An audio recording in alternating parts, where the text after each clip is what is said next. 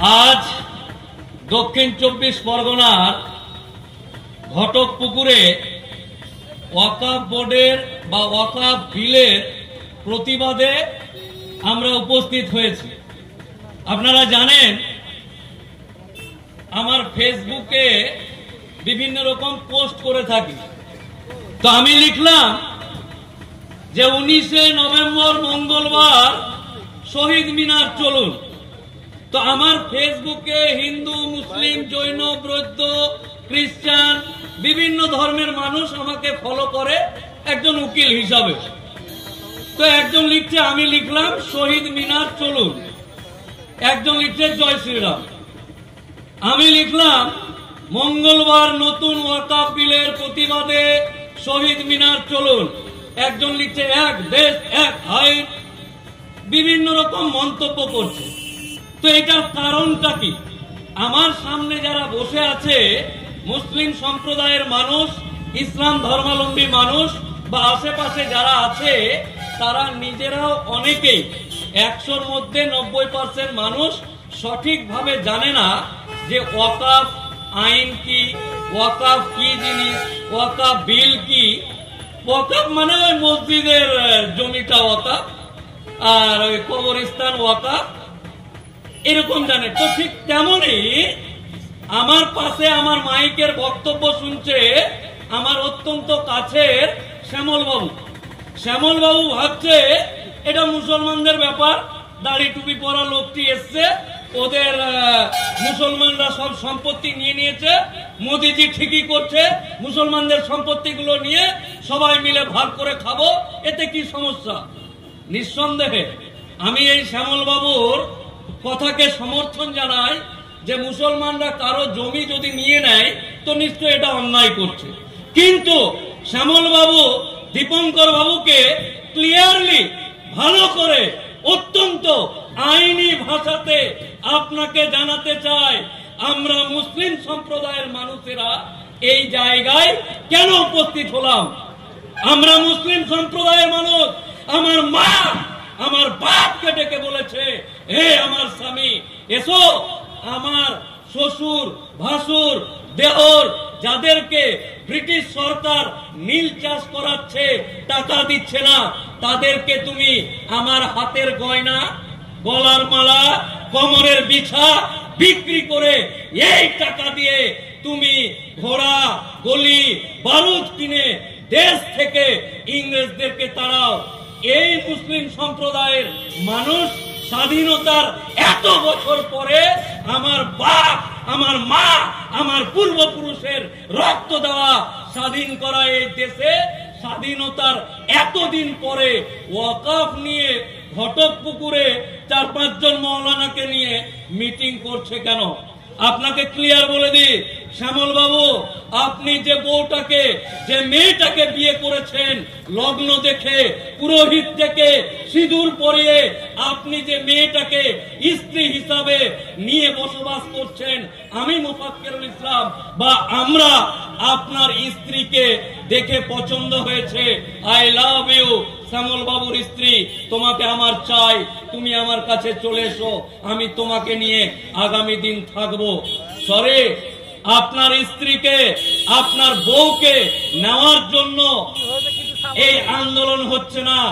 আমার বাপ, আমার মা, আমার আত্মীয়, আমার পূর্বপুরুষেরা মাথার ঘাম পায়ে ফেলে পেটে গামছা বেঁধে দিন এনে দিনে ইনকাম করে যে সম্পত্তি, দলিল, খতিয়ান, আরএসএস, জেল নাম্বার দেখে যে সম্পত্তি কিনেছে, ওই সম্পত্তিটা আল্লাহর রাহে আগামী দিন মুসলিম সম্প্রদায়ের মানুষ, এই জাতি, এই দেশ, এই সমাজ এগিয়ে যাবে।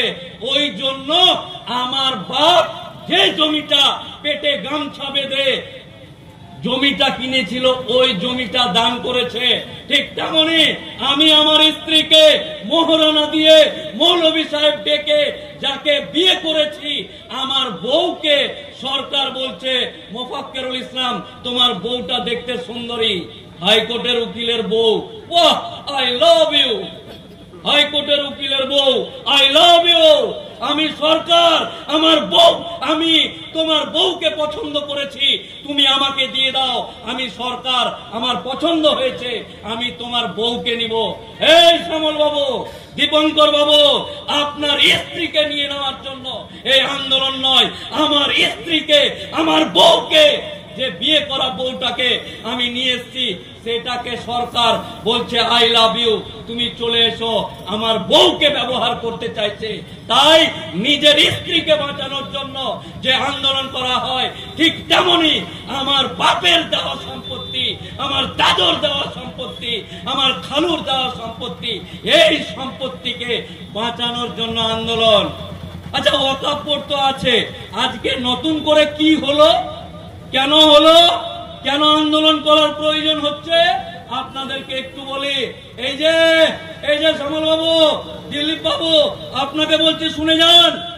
আপনার মেয়েকে নিয়ে যদি আমি পালিয়ে যাই, আপনার মেয়েকে নিয়ে পালিয়ে গিয়ে বাইরে কিছুদিন থেকে প্রেগনেন্ট করে দিলে, আপনি যেমন আপনার লোকাল থানাতে মামলা করবেন, উকিল বাবু আমার বেটিকে নিয়ে পালিয়ে গেছে না বলে আর প্রেগনেন্ট করে দিয়েছে, আমার উপরে কিডন্যাপিং এবং ধর্ষণের মামলা করে এই ঘটকপুকুর থানায় বা ভাঙড় থানায় মামলা করে বারুইপুরে আমাকে কাঠগড়া পরিয়ে নিয়ে যাবেন।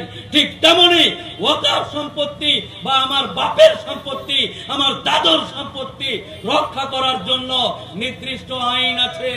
যেমন আপনার বেটিকে নিয়ে পালিয়ে গেলে আপনি থানায় যাবেন, ঠিক তেমনি এই সম্পত্তিগুলোকে যদি আমার বাপ আজ থেকে 10 বছর আগে 10 বিঘা জমি দিয়েছিল কবরস্থানের জন্য, আমার বেটা পরে বলছে যে দাদুর জমিটা 10 বিঘা দিয়ে দিয়েছে, দামি জমি, আমি 2 বিঘা নিয়ে নিতে চাইছি আর 8 বিঘা বেচে দিব, আপনারা আমাকে দিয়ে দিন। তো ওই সমস্ত নাতির জন্য, ওই সমস্ত পোতার জন্য, বা যারা ওয়াকফ সম্পত্তি লুট করতে চায় তাদের মতো মানুষের জন্য ওয়াকফ বা ভারতবর্ষের সংবিধান একটা নির্দিষ্ট আইন আছে।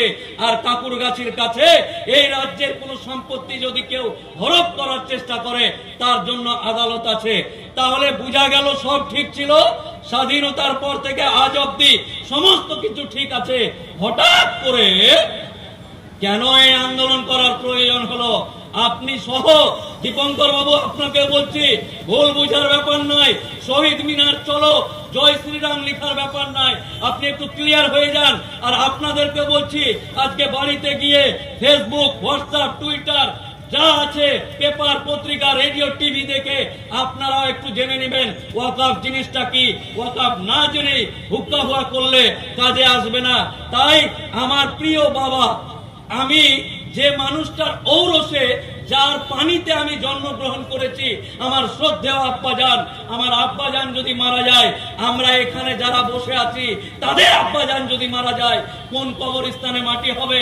এই কবরস্থানের ডান দিকে কার জমি, বাম দিকে কার জমি, পূর্ব দিকে কার জমি, পশ্চিম দিকে কার জমি, আমাদেরও হুঁশ নেই, খেয়াল নেই।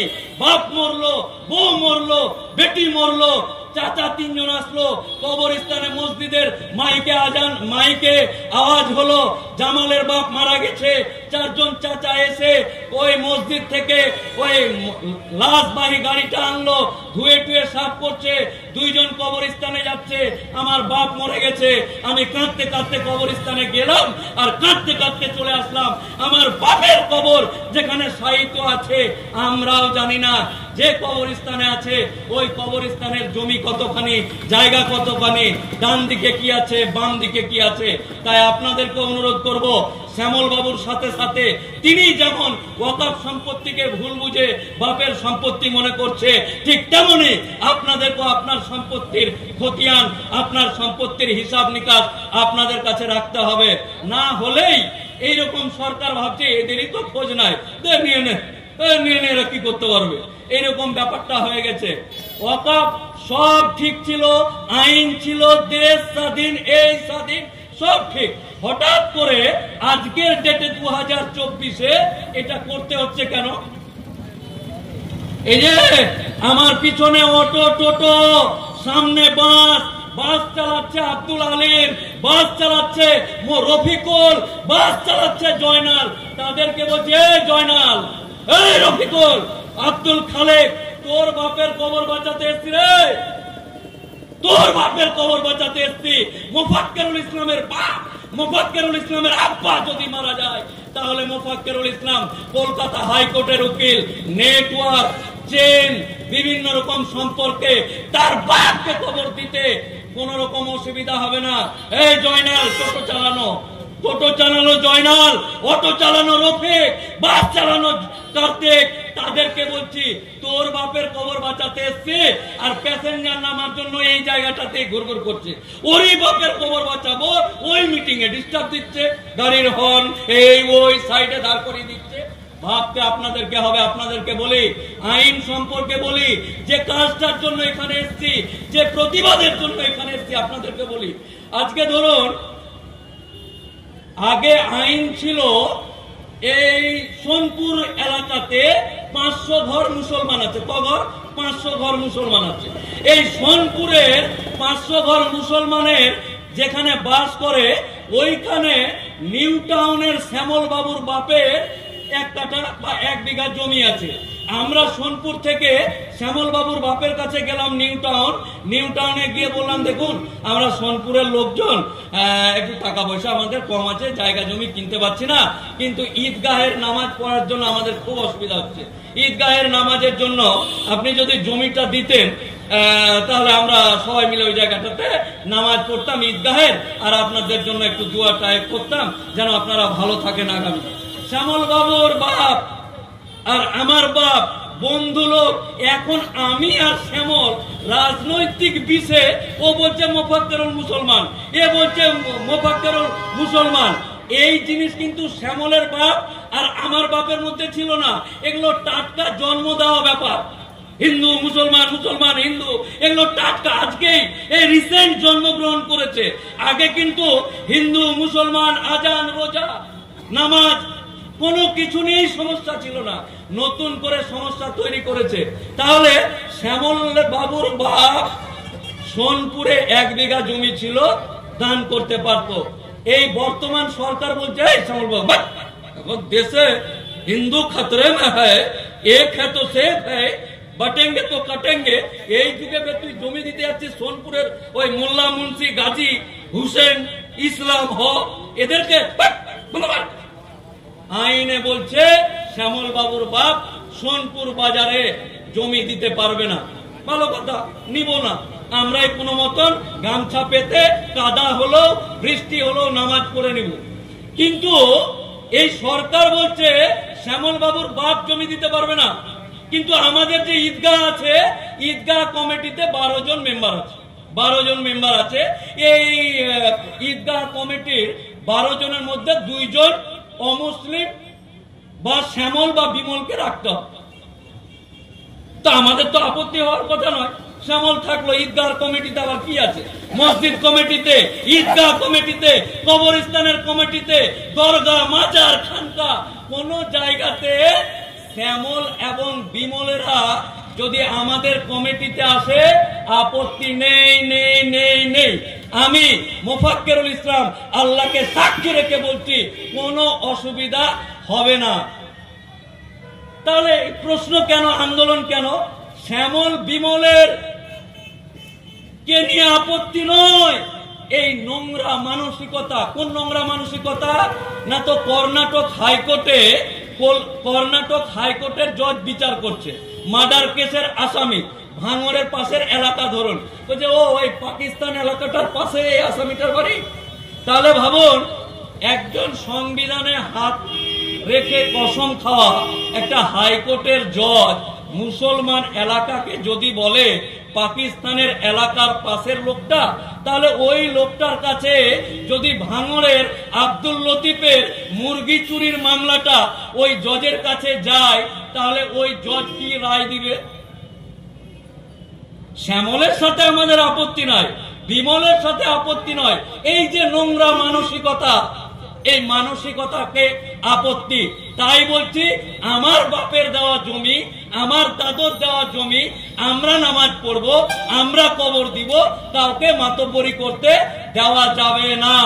এই জন্যই আমরা প্রতিবাদ করছি।